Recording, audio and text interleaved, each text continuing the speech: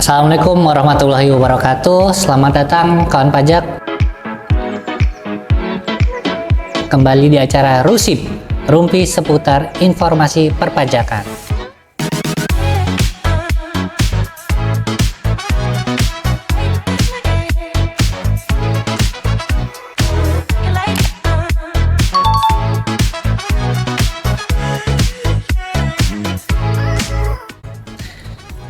Dalam Rusip kali ini kita akan membahas terkait salah satu surat cinta dari Direktorat Jenderal Pajak, yakni SP2DK. Apa itu SP2DK? Mungkin kawan pajak masih bingung ya. Mungkin ada kawan pajak yang menerima surat, cuman isinya nggak tahu apa itu. Mungkin salah satunya SP2DK. Nah, kali ini kita akan membahasnya bersama dengan Ibu Ika, salah satu AR representatif di KPP Pratama Pangkal Pinang. Selamat pagi Ibu Ika. Pagi Kak Faki, ngomong-ngomong nih ya Kak Faki, sebelum kita mulai nih, kayaknya saya belum ibu-ibu nih Kak Oh Faki. iya. Nanti kawan pajak nih bingung nih, kayaknya masih muda deh gue. Oh iya, gitu. masih muda. Kita panggil kakak aja ya. Kakak, kita sama-sama kakak Iya. ya, walaupun Bapak Faki sudah seperti bapak-bapak, kita tetap kakak aja Iya, gitu Kak, ya. gimana Kak Ika? Sehat Alhamdulillah kabarnya? sehat. Kawan pajak, halo apa kabar? Perkenalkan, saya Ika. Saya akun representatif di KPP Pratama Pangkal Pinang. Kebetulan kita hari ini akan membahas SP2DK. sesuatu nih, ya, surat cinta. Surat cintanya dari orang pajak tuh apa sih Kak Faki Iya. gitu ya?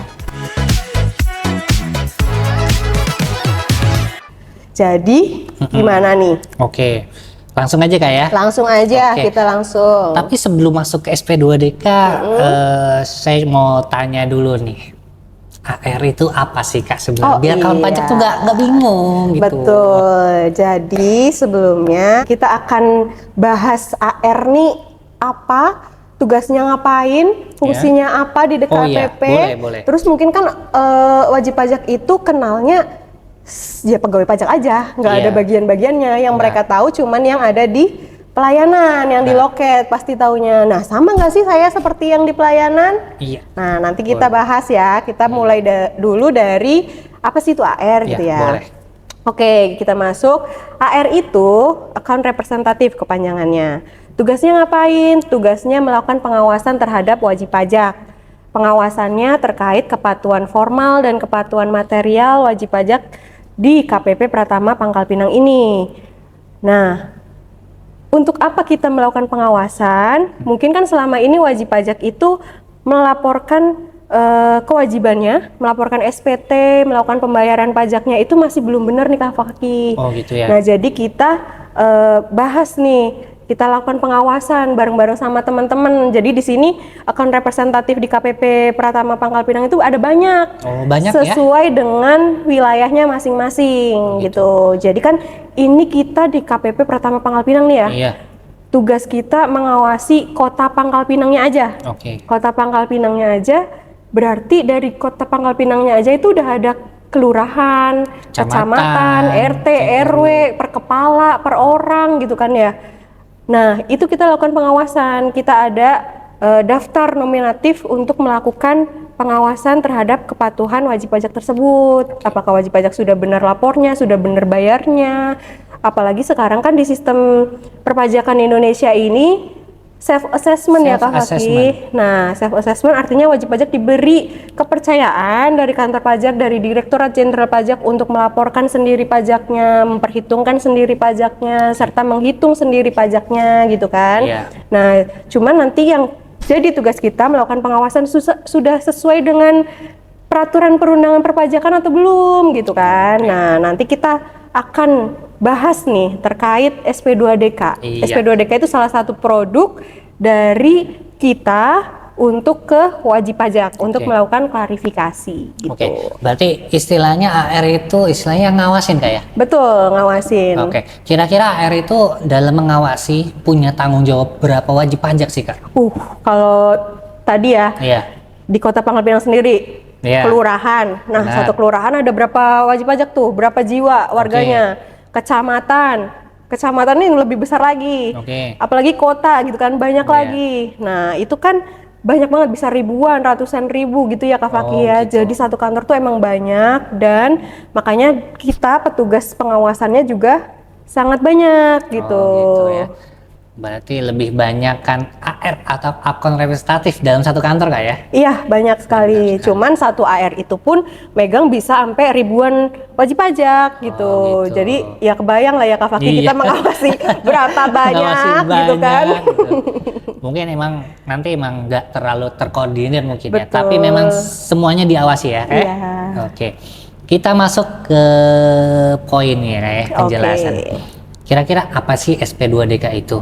Terus sebab timbulnya SP2DK itu apa sih Kak? Oke, gini. SP2DK itu kan suratnya ya. Iya. Suratnya. Nah, bentuk dari surat itu kan produknya kita. Produk kita kepada wajib pajak. Di dalam tugas kita sendiri, tugas kami sebagai account representative itu melakukan pengawasan. Jadi, kalau bentuknya itu SP2DK produknya, maka kegiatannya itu adalah P2DK. P2DK itu kepanjangan apa Kak? P2DK itu adalah permintaan penjelasan terkait data dan atau keterangan. Oke. Gitu. Berarti minta penjelasan ke wajib pajak ya? Betul. Minta penjelasan wajib pajak terkait data yang kita miliki gitu. Kayak data-data kita kan banyak ya sumbernya. Ada dari internal, ada dari eksternal gitu. Kalau internal berarti dari mungkin yang wajib pajak laporkan sendiri gitu. SPT salah satunya. SPT. Jadi dasar kita untuk melakukan penelitian internal itu ya melalui laporan dari wajib pajak. Ada data internal, wajib pajak melaporkan sekian-sekian pajaknya, hartanya, penghasilannya, gitu-gitu ya. Benar. Nah, itu menurut kita lakukan pengawasan nih. Bener nggak ya wajib pajak ini menghitungnya gitu kan. Terus bener nggak ya sudah sesuai dengan ketentuan perundangan perpajakan atau belum gitu kan. Terus habis itu kita awasi semuanya itu kepatuhan formalnya ya Kak Fakih, Formal, ya?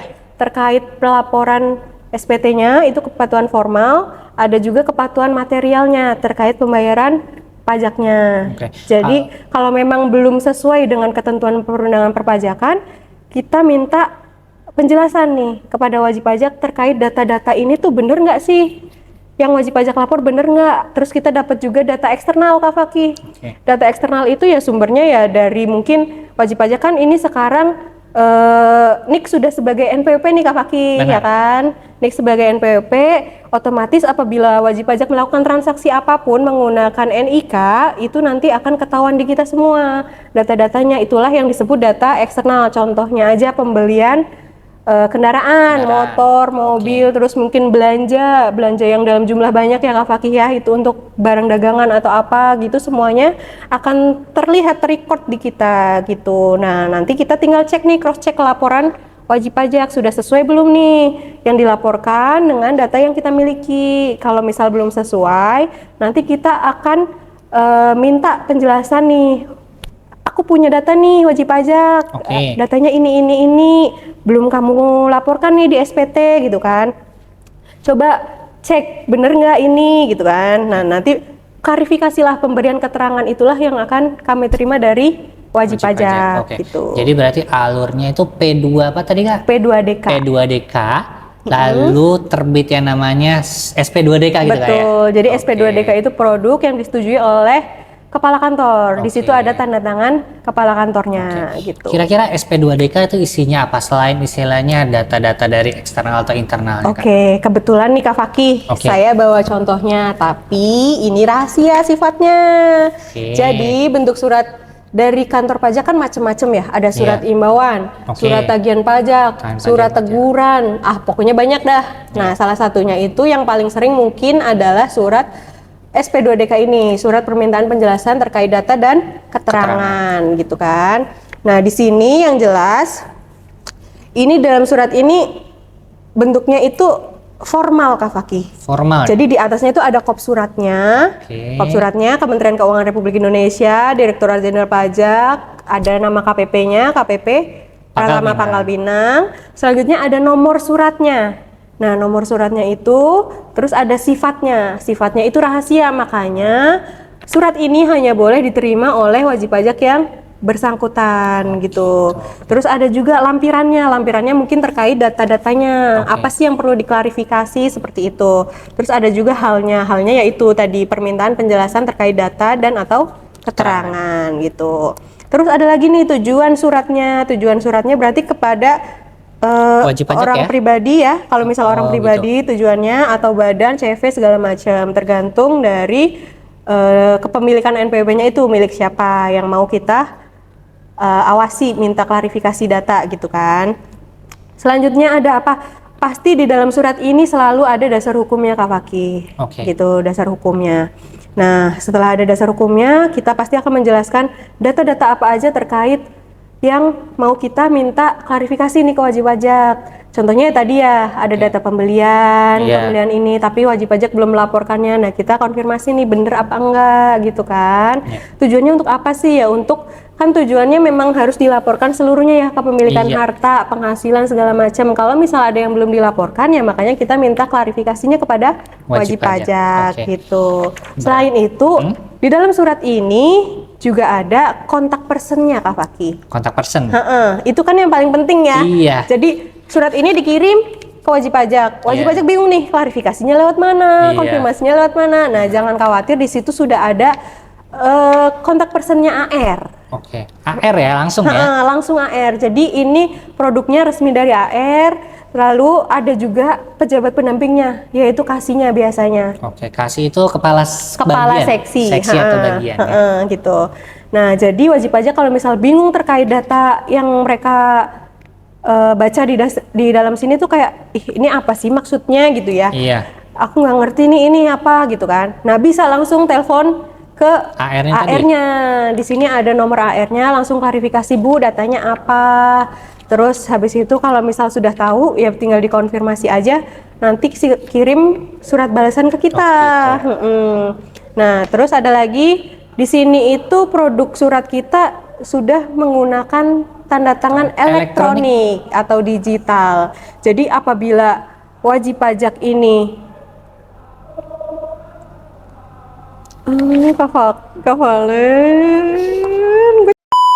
ada tanda tangan digitalnya, jadi di dalam SP2DK ini ada tanda tangan elektroniknya. Oke. Jadi wajib pajak kalau misal nggak percaya ini surat beneran nggak sih dari kantor pajak gitu ya Kak Faki ya? Iya. Itu bisa langsung di scan aja barcode-nya, bentuknya kan barcode nih. Nanti akan muncul digitalnya, surat digitalnya itu seperti apa gitu kan. Kalau misal muncul berarti itu benar gitu kan, karena sudah divalidasi secara elektronik gitu. Ya kali aja misalnya gue wajib pajak nih, ya gue dapat surat asli enggak ini ya? Berarti kan bisa dibuktikan dengan Betul. TTE tadi ya. Betul. Oke. Nah, berarti kan ketika terbit produk hukum SP2DK terus dikirimkan kepada wajib pajak kan. Nah, ada jangka waktunya nggak sih dari wajib pajak itu mengklarifikasinya ke AR gitu? Ada. Jadi sebelumnya saya kasih tahu dulu ya. Produk ini ketika sudah dicetak, Ya. itu akan kami kirimkan ke wajib pajak melalui pos bisa, Oke. secara langsung bisa, langsung ke wajib pajaknya, Oke. atau bisa juga faksimil. Faksimil.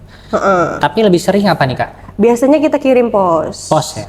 Karena kan nanti itu ada bukti Resinya? resinya gitu. Jadi kalau misal wajib pajak merasa belum terima, kita bisa lacak nih, ini pengirimannya udah sampai mana. Tapi kalau misal terkait posnya itu kembali pos ya ke kita atau Iya. ke pos gitu, nah berarti kita akan konfirmasi melalui nomor wajib pajak yang ada di profil wajib pajak tersebut gitu.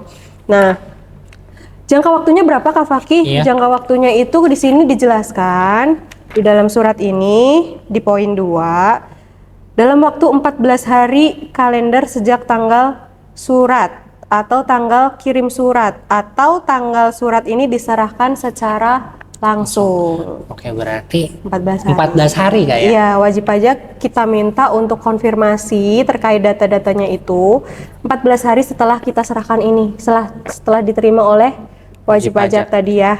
Nah, habis itu wajib pajak berhak memberikan penjelasan itu berapa kali pun boleh dalam jangka waktu 14 hari. Katakanlah itu, Bu, saya baru ada satu data ini, ya udah kasih satu data dulu. Terus nanti nyusul lagi. Pokoknya dalam 14 hari itu wajib pajak kita minta untuk melengkapi segala permintaan penjelasan. Sarananya apa aja Kak? Misalnya aku dapat SP2DK nih. Terus aku pengen klarifikasi. Sarananya apa aja? Sarananya tadi bisa langsung ke KPP. KPP ya? Ke KPP ketemu kita nih, ngobrol, ketemu akun gitu. representatif ya. Ngobrol sama kita, terus tanya-tanya, menjelaskan secara langsung gitu, melalui tatap muka. Atau bisa juga konfirmasi dulu lewat WA. Biasanya kan nomor yang kita cantumkan di SP2DK ini WA Kak Fakih. Jadi mempermudah wajib pajak kan katalah itu jauh atau terbatas jarak waktu segala macam ya. Jadi boleh konfirmasi lewat WA, media langsung atau audio visual gitu. Dari SP2DK. Nah itu kan kalau wajib pajak ya memang kami harapkan tertib ya dalam istilahnya dalam menyampaikan penjelasannya. Misalnya dapat SP2DK terus melakukan klarifikasinya. Pasti kan ada beberapa wajib pajak istilahnya nakal ya, istilahnya tidak patuh gitu. Kira-kira ada nggak sanksinya atau misalnya telat nih saya udah nerima tapi saya lupa nanggepin. Misalnya di 30 hari kalender atau gimana, itu ada sanksinya nggak? Oke, gini. Jadi dalam kurun waktu 14 hari tadi nih, kita nunggu nih wajib pajak. Wajib pajak kok belum ngasih konfirmasi ya ke kita. Biasanya akan kita hubungi dulu wajib pajak melalui telepon. Kita konfirmasi, Pak, Bu, kami telah mengirimkan surat SP2DK pada hari ini, tanggal segini, nomornya suratnya ini. Itu sudah sampai belum ya ke Bapak atau Ibu, sudah diterima atau belum gitu kan. Itu biasanya belum nyampe 14 hari sudah kita konfirmasi, karena untuk memastikan surat tersebut bisa cepat ditindaklanjuti oleh WP sebelum batas waktunya itu habis gitu kan ya Kak Fakih. Nah setelah itu kadang kalau misal kan kadang profil wajib pajak di kita itu nomor teleponnya tidak valid ya. Kadang nggak nyambung, kadang nggak ada WA-nya juga. Nah biasanya kita visit. Kok belum nih? Biasanya kita belum kasih konfirmasi nih wajib pajak ke kita. Nah kita lakukan visit dulu nih ke wajib pajak. Nah habis itu kita tanya biasanya ke kelurahan. Ada nggak wajib pajak ini di kelurahan sini, kecamatan ini gitu kan? Alamatnya di sini. Nah biasanya kita visit ke rumahnya wajib pajak. Nanya Pak, Bu, ya balik lagi ya, nanya lagi, Pak, Bu udah terima surat kita belum? Kok belum ada tindak lanjutnya gitu. Kalau belum ya berarti kita sampaikan lagi, minta tolong dikonfirmasi. Terus kita juga pasti minta kontak person wajib pajak terbaru gitu, yang bisa dihubungi. Karena kan ya kita sekarang komunikasi kan via online ya, WA segala macam gitu ya. Jadi mau nggak mau ya itu yang jadi buat kita untuk konfirmasi kepada wajib pajak gitu. Berarti dari sisi AR sendiri setelah mengirimkan SP2DK pasti ada langkah-langkah yang sebelumnya menerbitkan sanksi biar wajib pajak tuh diingatkan kembali gitu ya? Oh gitu. Jadi istilahnya tidak serta-merta nanti wajib pajak nggak tahu nih gitu kan, belum dapat atau belum. Jadi bukan berarti lewat dari 14 hari itu langsung kita tetapkan gitu, enggak ya Kak Fakih. Kita tetap ya kita tahu sendiri kita tinggal di pulau ini. Kadang wajib pajak juga memberikan alamatnya itu juga nggak detail ya, nggak ada RT RW-nya, nomornya segala macam, keterbatasan itu. Makanya banyak juga surat yang kempos. Oleh sebab itu ya tindak lanjut kita melalui tadi telepon atau visit langsung gitu. Tapi lebih efektif mana Kak antara visit sama telepon? Yang pertama kita coba pasti telepon dulu ya Kak Fakih. Telepon ya, iya. Karena kan kita mau konfirmasi dulu nih. Lebih gampang ya. Kita mau konfirmasi udah terima belum nih gitu kan ya. Benar. Nah jadi kita telepon dulu, kalau misal nggak bisa telepon baru kita visit gitu. Nah, udah divisit, udah ketemu WP-nya juga, tapi tetap membandel. Kira-kira langkah dari AR apa nih? Nah jadi kan langkah-langkahnya sebenarnya gini. Kita dapat data nih, aku urutin dulu ya Kak Fakih ya, urutin dulu dari awal gimana sih proses terbentuknya SP2DK ini. Pertama kita dapat data, baik data eksternal maupun internal, lalu kita olah nih, kita analisis. Kita sebagai AR analisis, terus kita cocokkan dengan pelaporan SPT wajib pajak, sudah sesuai dengan ketentuan perundangan perpajakan atau belum. terus terkait pembayarannya sudah dipenuhi atau belum, gitu-gitu kan. Apabila ada yang tidak sesuai atau belum sesuai, maka kita akan terbitkan SP2DK dari hasil analisis kita. Nanti wajib pajak memberikan konfirmasi kepada kita. Konfirmasi kepada kita terkait data-data yang kita minta tadi. Bener atau enggaknya gitu kan, karena kan yang memiliki harta kan mereka ya. Iya. Mau mereka bohong atau tidak gitu kan.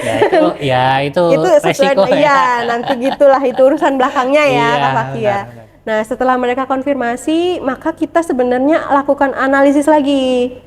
Kan dari jawaban wajib pajak kita analisis nih, oh ternyata jawaban wajib pajak seperti ini gitu kan. Mereka punya alasan seperti ini, logis nggak di kita, sudah sesuai dengan ketentuan perpajakan atau belum gitu kan. Nah kalau misal masih belum, ya berarti kan ada kewajiban yang harus ditunaikan, diselesaikan oleh wajib pajak. Baik nanti itu berupa pembayaran pajak yang terhutang, atau mungkin pelaporan SPT-nya yang masih belum, gitu-gitu nanti ada Kak Fakih. Nah terus nanti tadi pertanyaan Kak Fakih, sanksinya. Tindak lanjut dari itunya ya, dari SP2DK. Sanksinya itu bukan atas SP2DK-nya, tapi atas bentuk tindak lanjutnya gini. Kayak tadi wajib pajak ada belum lapor SPT. Artinya nanti wajib pajak lapor dong setelah kita himbau menggunakan SP2DK. Iya. Ya kan? Wajib pajak akan lapor. Terus kalau misal ada kurang bayarnya, wajib pajak akan bayar pajaknya.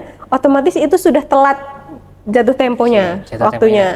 Nah, maka sanksinya itu munculnya dari situ, dari keterlambatan lapor dan keterlambatan bayar. Gitu. Jadi bukan dari SP2DK-nya, tapi dari langkah selanjutnya iya, mungkin ya? langkah selanjutnya yaitu dari lapornya sama dari bayarnya. Mungkin kan ada yang telat, jadi itu ada sanksinya. Ya sesuai dengan ketentuan perundangan perpajakan, nanti akan kita hitung berapa sanksinya, berapa dendanya gitu ya Kak Fakih ya, itu.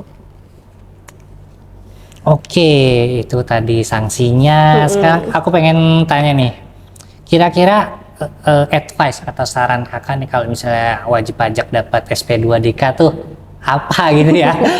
Ini nih, wajib pajak tuh kalau misalnya dapat surat dari kantor pajak, pasti ya yang saya tahu tuh ya, wajib pajak tuh gini. Aduh pusing banget, ini apa lagi? Pak, Bu, dibaca dulu. Oke, berarti dibaca dulu. Tenangkan pikiran dulu, bismillah dulu kita buka ya. Buka suratnya, baca dengan teliti, nggak usah panik. Jangan panik dulu, begitu dapat surat dari kantor pajak itu nggak mesti tentang harus bayar pajak nih, gede nih, apa nih gitu kan, berutang pajak nih, nggak selalu tentang itu Kak Fakih. Jadi kita kadang minta klarifikasi datanya aja dulu, segala macam gitu-gitu aja. Nah, jangan panik dulu, baca dulu, tenangkan pikiran dulu, baca dengan seksama. Kalau tidak tahu, wajib pajak bisa tanyakan kepada kami sesuai tadi yang ada di SP2DK itu. Kontak personnya kita sebagai AR tuh ada di sini. Boleh nanya dulu, boleh telepon dulu. Pak Bu, ini maksudnya apa ya? Datanya berupa apa? Saya nggak ngerti. Mungkin kan wajib pajak juga tidak merinci pengeluaran mereka secara detail gitu ya, pembelian mereka secara detail. Nah, maka dari itu silakan konfirmasi ke kita dulu melalui kontak person yang ada di SP2DK ini. Pokoknya silakan hubungi kami, jangan takut, jangan ragu, jangan kabur. Malah kabur tuh gimana? Malah bahaya. Justru kalau kabur kan, waduh ada apa nih gitu kan dari kitanya. Nah makanya lebih baik dikonfirmasi. Pokoknya jangan takut ketika mendapat SP2DK, silakan tindak lanjuti, silakan bicarakan sejujur-jujurnya kepada kami. Kita pun akan mempertimbangkan apapun itu keterangan dari wajib pajak gitu, selagi wajib pajak mempunyai itikat baik kepada kita, mau istilahnya memenuhi kewajibannya sebagai warga negara yang baik. Nah silakan, nggak apa-apa. Terus kita juga di sini kan nggak menekan ya Kak Fakih ya, kita lebih ke mengedukasi mungkin ya, mengedukasi, kita sama-sama belajar, sharing terkait perpajakan ini gitu kan, karena kan semua sekarang kayaknya di Indonesia nih butuh deh NPWP ya Kak. Iya. Apalagi sekarang nggak butuh NPWP Kak, NIK Kak. Kita kan mau pakai NIK nih. Betul. Nah, apalagi sekarang NIK tuh, mau nggak mau nih semua kedetek ya Kak Fakih. Nah, jadi ya udah jangan khawatir, kita cuma klarifikasi data aja dulu. Tindakan selanjutnya itu pasti nanti akan kami pertimbangkan sesuai dengan keterangan dari wajib pajak. Gitu. Oke. Tadi jangan dibaca dulu tadi. Jangan panik. Apalagi selanjutnya nih? Pokoknya pahami, hubungi kita. Kalau misalnya masih nggak ngerti, datang ke KPP juga boleh, ketemu kita, ketemu AR-nya gitu, untuk mengklarifikasi, tanya-tanya dulu, ini datanya apa Bu gitu. Nanti silakan dibuktikan, diklarifikasi, ini apa gitu kan, data yang dimaksud di surat SP2DK ini. Gitu. Berarti wajib pajak boleh dong istilahnya tanpa konfirmasi, saya bingung lah, langsung aja datang ke pajak bisa ya? Boleh sekali gitu. Oke. Kayaknya udah di penghujung nih kira-kira nih. Mungkin sepatah dua kata-kata sebelum kita tutup nih, kayaknya udah jelas semua ya? Iya, udah ngerti kali ya, mungkin udah jelas secara garis besarnya SP2DK itu seperti apa, dan nanti mungkin tindak lanjutnya akan seperti apa gitu kan. Intinya dari segala bentuk klarifikasi wajib pajak yang diberikan, itu akan kami pertimbangkan, dan nanti apabila wajib pajak, justru kalau wajib pajak menghindari kita malah bertanya-tanya, Kak Faki. Ada apa ini? Ini ada apa? Kenapa wajib pajak menghindar dari kita gitu kan? Maksudnya selagi itu bisa dibuktikan oleh wajib pajak data-datanya, ya silakan aja. Kalau misal wajib pajak berpegang teguh kepada argumennya mungkin, dan sedangkan kita juga mengikuti peraturan perundangan perpajakan, maka mungkin nanti akan ada langkah-langkah selanjutnya dari tindak lanjut SP2DK tersebut. Gitu. Pokoknya kawan pajak, intinya jangan panik, jangan khawatir, jangan takut, tenang, ada AR-nya. Banyak AR di sini. AR banyak ya.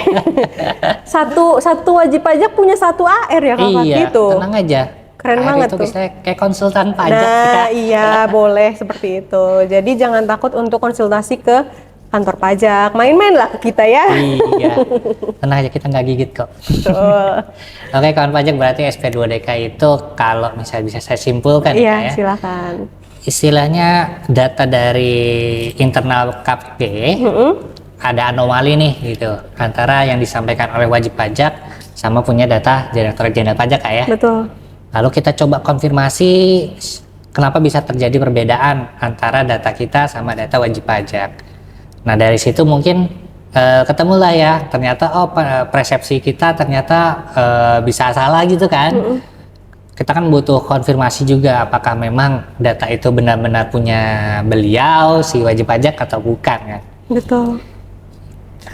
Oke Kak Ika, terima kasih atas kedatangannya. Sama-sama Kak Faki, terima kasih juga telah mengundang saya. Jadi saya bisa sharing ke wajib pajak semuanya, kawan pajak KPP Pratama Pangkal Pinang terkait SP2DK ini. Kak Faki, mungkin nanti pembahasan selanjutnya masih banyak lagi ya, surat-surat lainnya, surat cinta, intinya itu bentuk cinta kita. Cinta kita kepada wajib pajak dan gitu. sayang. Jadi jangan takut, jangan risau. Ada kami di sini, account representatif. Jadi bukan cuma orang-orang yang di loket aja yang bisa kalian lihat. Kalian bisa main-main apabila dapat surat ini, bisa ketemu kita. Itu sebuah keberuntungan ya Kak Faki. Iya. Keberuntungan yang luar biasa banget lo bisa ketemu kita tuh. Gitu sih Kak Faki. Baik ya Kak Ika, terima kasih telah mendatangi di Rusif kali ini. Mungkin kita jargon dulu ya. Jargonnya apa tuh? Indonesia Maju. Oke. 1, 2, 3. Pajak kuat, Indonesia maju. Bye-bye. Bye-bye.